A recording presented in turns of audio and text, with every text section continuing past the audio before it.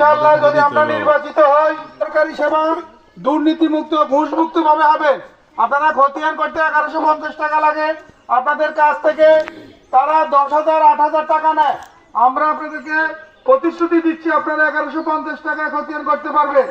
আপনার 50 টাকা জন্ম নিবন্ধন, ওরা 200 টাকা নেয়। আপনার আইডি কার্ড করতে 5,000 টাকা কন্ট্যাক্ট করে। আপনারা ইনশাআল্লাহ যদি জামাত ইসলামী ক্ষমতা আসে, আপনারা এগুলা সরকারি ফিতে আপনারা পাবেন। আপনারা মিডিয়া যুগ, আপনারা দেখছেন ডাকসুতে মাদক মুক্ত ডাকসু প্রতিষ্ঠা করছে ঢাকা বিশ্ববিদ্যালয়। আমরা সারা বাংলাদেশ মাদক মুক্ত বাংলাদেশ প্রতিষ্ঠা করবো ইনশাআল্লাহ, যদি আপনারা আমাদেরকে সহযোগিতা করেন। ইনশাআল্লাহ আপনার কোনো ঘুষ থাকবে না, কোনো সুদ থাকবে না। আল্লাহ কবুল করে। আপনারা সরকারি সেবা পাইতে কোনো ঘুষ দিতে হবে না।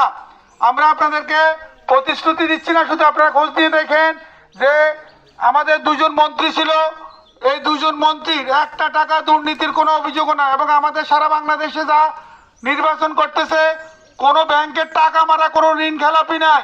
আপনাদের টাকা ব্যাংকে রাখেন।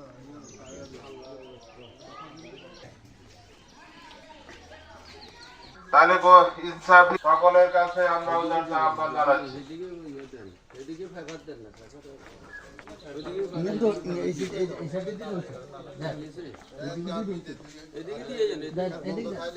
বাংলাদেশ জামাত ইসলামী দিন প্রতিষ্ঠার জন্য কোরআনের আলোকে সমাধান